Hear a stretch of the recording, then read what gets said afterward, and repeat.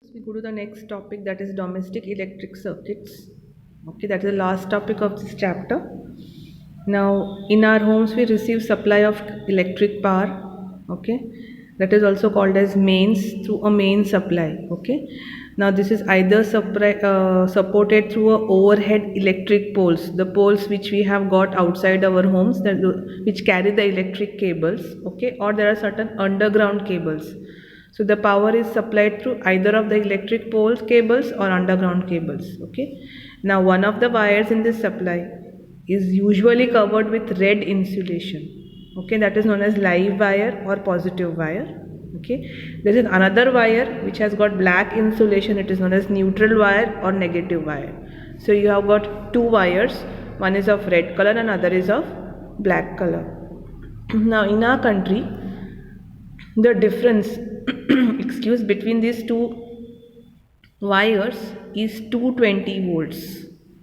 Okay, the potential difference between these two wires is 220 volts. Okay, so at the meter board of our house, these wires, they pass through the electric meter, then through the main fuse. You can just turn the page so that I can explain more better. Okay, there's a diagram given in your textbook, that is figure 13.20. Okay, you got live wire, that is a red wire, this is what I am talking about, and the neutral wire, that is a black in color.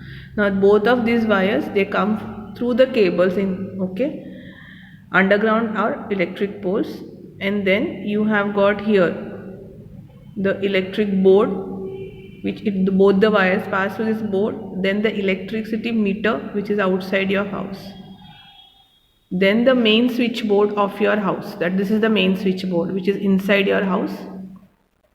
So both these wires pass through this and then they enter your house in different rooms or wherever you have. Okay, you can see. Okay, these are the different switchboards in your rooms. Okay, so you can see here the red wire and the, now there is another wire. Can you see this green wire? This is known as the earthing wire. Okay, now we'll learn about the earthing wire. Just turn the page.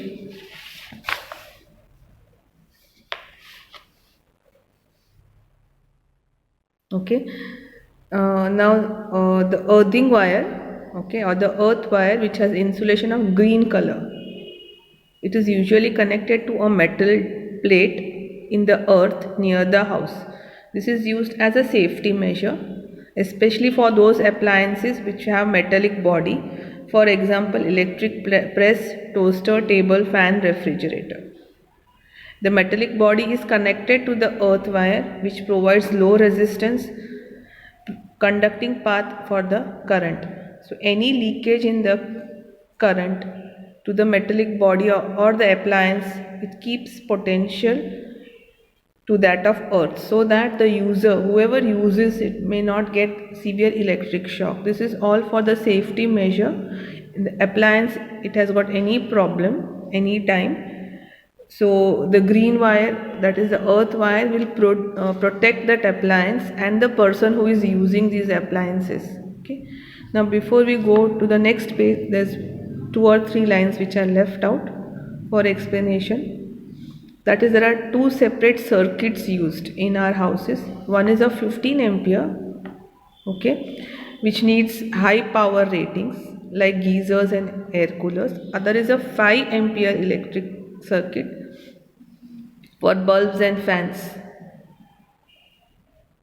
Okay, so you have got 2 different circuits used in your, for high power appliances and for the low power appliances, 15 ampere and 5 ampere. And remember that potential difference between the 2 wires, that is the red and the black, is 220 volts. Okay, now just turn the page. Now you can see the diagram of electric circuit, that is a domestic circuit. Okay, now each of the appliance has got separate on and off switch. We all know this. Okay, and they are connected all usually parallel to each other. So we have studied about series and parallel connections. So usually these all appliances are connected in parallel to each other.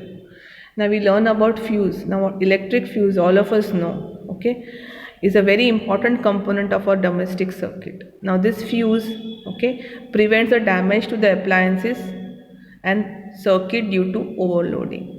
Okay, so now why does the overloading occur? Now overloading can occur when the live wire, that is a red wire, and the neutral wire, that is a black wire, come in direct contact with each other. If these two wires come in direct contact with each other, okay, then there is a damaging or the overloading taking place. This usually occurs because the insulation of the wires has been damaged or there is fault in the appliances. That is the main reason of this overloading, and it is known as short circuiting. Okay, there are other reasons also of overloading. Overloading can also occur due to hike in power supply voltage.